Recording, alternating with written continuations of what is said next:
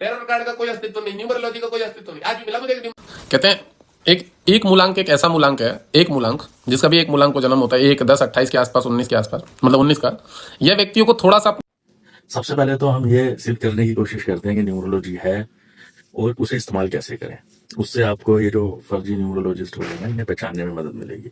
सबसे पहले आप देखिए, एस्ट्रोलॉजी और न्यूमरोलॉजी दोनों कॉम्प्लीमेंट्री हैं एक दूसरे को, और वेल एस्टेब्लिश फैक्ट है कि दोनों कॉम्प्लीमेंट्री है। अगर कोई एक एक जना इसको यूज कर रहा होता है तो वो हो सकता है ठीक निष्कर्ष में ना पहुंचे, पर कोई इसे एक्यूरेसी से यूज कर रहा होता है, एस्ट्रोलॉजी को भी न्यूमरोलॉजी को भी, तो वो निष्कर्ष बड़े आराम से निकाल सकता है।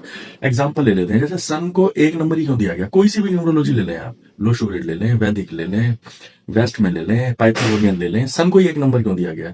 इसका जवाब वहां नहीं, अपनी एस्ट्रोलॉजी में हो सकता है और भी वहां पर एस्ट्रोलॉजी में इसका सामने से दिखता है जवाब कि जो सन है वो एक्सॉल्टेड होता है एरीज में, मेष राशि में, ठीक है, इसलिए उसे एक नंबर दे दिया।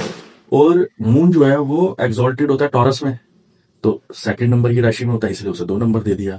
अब सवाल ये उठता है, पर ये लॉजिक सारी जगह नहीं है, अब एस्ट्रोलॉजी बहुत डेप्थ में है।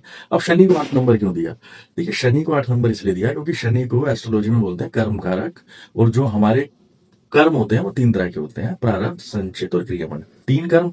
शरीर बना पंचभूतों से, तो जो 5 भूतों के शरीर ने, 5 भूतों से बने हुए शरीर ने तीनों कर्मों को भुगतना है, 5 और 3 8 हो गया, इसलिए हो सकता है शनि को 8 नंबर दिया हो। और दूसरा क्या होता है, दुख स्थान एस्ट्रोलॉजी में बोलते हैं 6 8 12 को। जब हम इनको जोड़ेंगे, 6 और 8 14 और 12 26, इसका जोड़ लेंगे तब भी 8 ही आता है।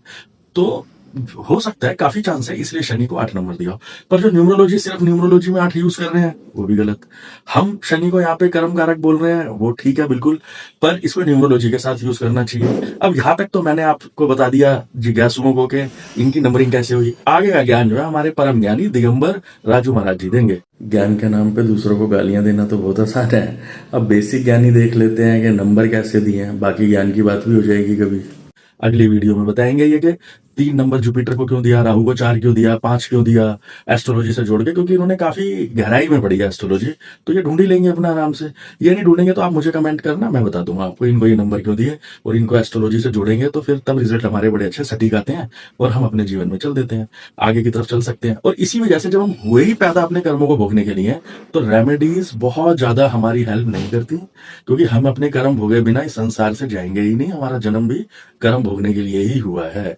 तो ये ही अगर हम मूल मंत्र रख लें, और जितने पैसे हम रेमेडीज में खर्च करते हैं उतने पैसे से हम अपने बच्चों की परवरिश में लगाएं, तो हमारे बच्चे जब अच्छा खाएंगे पिएंगे, उनका मन अच्छा होगा। बुजुर्ग भी यही बोलते थे, जैसा अन्न वैसा मन, ठीक है। तो कृपया वो पैसा अपने बच्चों की पढ़ाई पे, उनकी सेहत पे लगाएं, इससे घर में असली सुख आएगा। यही सीक्रेट रेमेडी है इस दिवाली की भी, कृपया इसे